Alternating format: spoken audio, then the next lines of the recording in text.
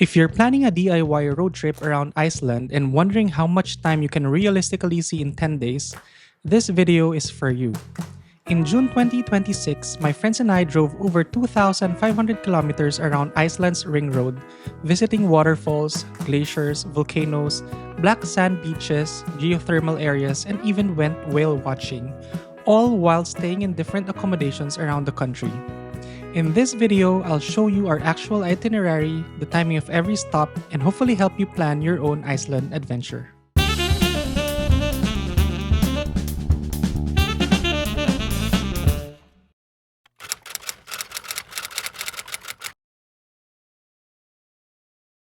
Day 1. Arrival in Reykjavik. After landing at Keflavik Airport, we picked up our rental car and wasted no time exploring the Reykjanes Peninsula.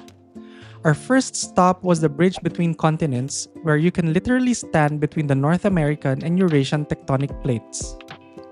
Next, we visited Gunnever, Iceland's largest geothermal mud pool, before driving to the Reykjanes lighthouse overlooking the rugged Atlantic coastline. By late afternoon, we arrived in Reykjavik. After checking in, we explored the colorful Rainbow Street, admired Hallgrímskirkja, grabbed Iceland's famous hot dogs at Beijarins Bestu Sælir, and ended the evening with a walk around Harpa Concert Hall and a grocery stop at Bonus for our supplies for the next few days. Day 2. The Golden Circle. Our Golden Circle adventure started early at Þingvellir National Park, a UNESCO World Heritage Site where the North American and Eurasian tectonic plates slowly drift apart. We began with a short walk at Gullfoss, one of the park's most picturesque waterfalls, before exploring Stekkjarkja, the dramatic Almannagjá fault line, the Hakio viewpoint overlooking the Rift Valley, and Logberg, or Lorrock, where Iceland's first parliament gathered over 1,000 years ago. One of my favorite surprises was Brewerfoss. The short hike leads to an incredibly blue waterfall that's well worth the effort. Next came Geysir and Strokkur. While Geysir is mostly inactive today, Strokkur erupts every few minutes, making it one of Iceland's most exciting natural attractions. Just a short drive away is Gullfoss, one of Iceland's most powerful waterfalls. We ended the day at Kerjo Crater before driving to our accommodation in Eyrarbakki. Day 3. South Coast.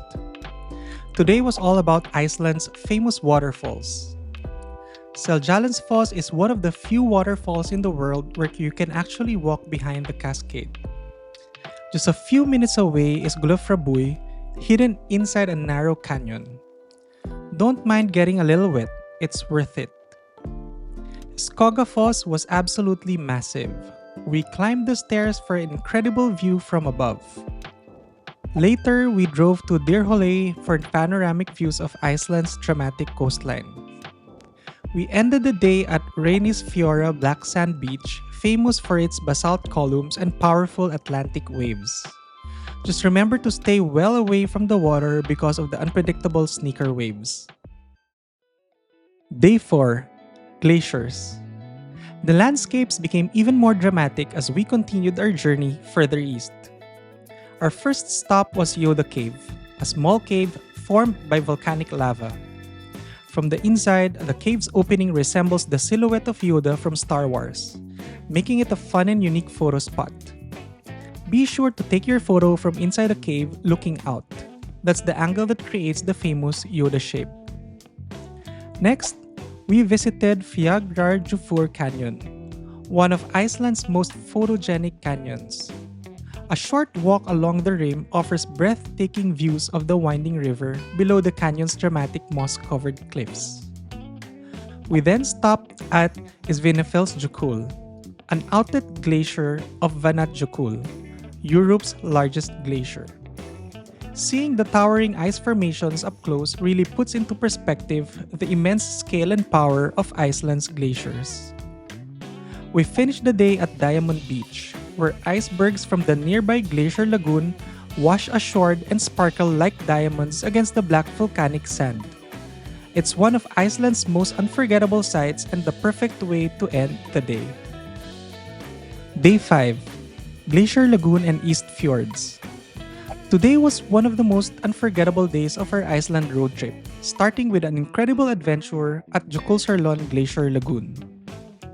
We joined a Zodiac boat tour that took us right up to the floating icebergs and surprisingly close to the glacier itself. Seeing these massive chunks of ancient ice from the water gives you a completely different perspective than viewing them from the shore. Along the way, we also spotted several seals swimming and resting on the icebergs, making the experience even more memorable. After the tour, we continued our drive through the East Fjords, one of the most scenic yet underrated regions of Iceland. The roads wind along dramatic coastlines, passing quiet fishing villages, towering mountains, and countless photo stops. We took a break in the charming village of Djúpivogur before continuing our journey, where we were lucky enough to spot a group of wild reindeers grazing near the roadside, something you can only see in eastern Iceland. It was the perfect reminder that sometimes the drive itself is just as spectacular as the destinations. As the evening approached, we made one last stop at Klifbrekkufossar, a series of cascading waterfalls flowing down a lush mountainside. It's a peaceful hidden gem that's well worth visiting if you're driving through the East Fjords.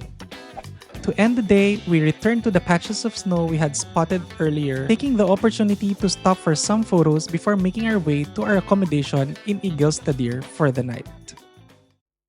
Day 6. Lake Myvatn.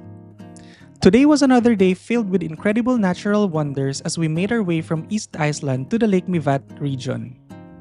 Our first stop was Dettifoss, Europe's most powerful waterfall. You can feel the sheer force of the water long before you reach the viewing platform. Just a short walk away is Selfoss, a much wider and more elegant waterfall. While Dettifoss impresses with its raw power, Selfoss offers a completely different perspective with its beautiful horseshoe-shaped cascade. Next, we visited Verir, one of Iceland's most active geothermal areas. Steam rises from countless vents, boiling mud bubbles beneath your feet, and the vibrant orange and yellow earth makes it feel like you've stepped onto another planet. The smell of sulfur is strong, but it's all part of the experience. A few minutes away is the Mubogir, a fascinating lava field filled with towering rock formations, caves, and natural arches formed thousands of years ago. Before leaving the Lake Myvatn area, we stopped at Hofdi, a peaceful peninsula with easy walking trails and beautiful views across the lake. The calm scenery was a nice contrast to the dramatic volcanic landscapes we had seen earlier in the day. Our final stop was Iskotustadagigar, a group of unique pseudo-craters formed when lava flowed over wetlands thousands of years ago. We took a leisurely walk around the craters before enjoying dinner and making the drive through the Vadlaheidegong tunnel to Akureyri, where we spent the night. Day 7. Whale Watching. Today we headed to Husavik, often called the whale-watching capital of Iceland and one of the best places in Europe to see whales in the wild. The tour definitely lived up to the hype. We were incredibly lucky to spot a mother and calf blue whale, the largest animal on Earth, along with several humpback whales feeding and surfacing around the bay. It was an unforgettable experience and easily one of the highlights of our entire Iceland road trip. Day 8. North to West. Today was one of the longer driving days of our Iceland Ring Road adventure as we made our way from North Iceland to Borgarbyggá. But in Iceland, the journey is just as rewarding as the destinations, with spectacular scenery around almost every bend. Our first major stop was Vitsarkur, a 15-meter basalt sea stack rising from the ocean. Local legend says it's a petrified troll, while others think it looks like a dragon or an elephant drinking from the sea. Either way, it's one of Iceland's most unique coastal landmarks. Next, we visited Kolugjufur Canyon, a hidden gem covered by the Vididalsa River. The canyon is lined with several beautiful waterfalls, making it a peaceful stop that's often overlooked by visitors. Before reaching our accommodation, we made one final stop at Grab Rock, a volcanic crater with a short hike to the summit. The panoramic views over the lava fields and surrounding mountains were incredible, but so was the wind. It was unbelievably strong to the point that walking along the rim of the crater felt borderline dangerous. We had to be extra careful, but the dramatic views at the top made the climb well worth it. Day 9. Snæfellsnes Peninsula. Many people call Snæfellsnes Iceland in miniature because it showcases almost every type of landscape found across the country. Our first stop was the iconic Kirkjufell, probably Iceland's most photographed mountain. Paired with the nearby Kirkjufellsfoss waterfall, it's easy to see why this has become one of Iceland's most famous photo spots. Next, we visited the famous Black Church at Budir. Surrounded by lava fields and open landscapes, its simple design makes it one of the most photographed churches in Iceland. After lunch, we explored the dramatic coastline of Arnarstapi. The rugged cliffs, towering basalt formations, and powerful Atlantic waves make this one of the peninsula's most spectacular coastal walks. We were also lucky to spot dozens of nesting seabirds along the cliffs. We ended the day at Vortuloft Lighthouse, a striking orange lighthouse perched on the edge of towering sea cliffs. Reaching it involves driving along a rough gravel road, but the dramatic coastline, crashing waves, and remote setting make it one of the most rewarding viewpoints on the Snæfellsnes Peninsula. Day 10. Blue Lagoon and Reykjavik. Before flying home, we finally visited the Blue Lagoon, one of Iceland's most famous attractions. Surrounded by black lava fields, the warm mineral-rich geothermal waters provided a striking contrast to the rugged landscape. After 10 days of driving over 2,500 kilometers, hiking to waterfalls, glaciers, and volcanic landscapes, relaxing in the soothing waters was the perfect way to end our Iceland adventure. That evening, we returned to Reykjavik for one last dinner, picked up a few final souvenirs and groceries, and then drove to our accommodation near Keflavik Airport, ready for our flight home the next morning.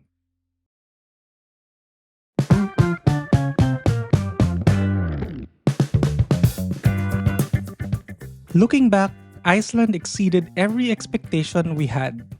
From waterfalls and glaciers to volcanoes, geothermal areas, whale watching, and endless scenic drives, every single day offered something completely different. Over 10 days, we drove more than 2,500 kilometers around the Ring Road, experienced nearly 24 hours of daylight, and created memories that will stay with us for a lifetime. If you're planning your own Iceland road trip, I hope this itinerary helps you build an unforgettable adventure. If you found this video useful, don't forget to like, subscribe, and leave a comment if you have any questions. Thanks for watching, and I'll see you in the next adventure.